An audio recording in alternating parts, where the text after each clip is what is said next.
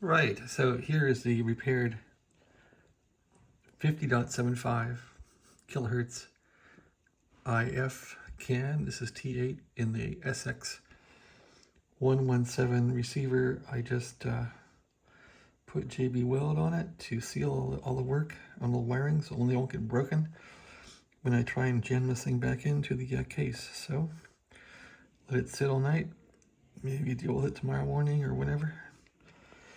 That's about it. Hopefully this thing's gonna work. I put a red wire on there and just kind of attached to the broken wire, and you can see the wire there actually.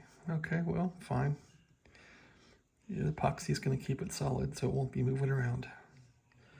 When I shove this thing back in the can, can't have any mishaps. So I think that's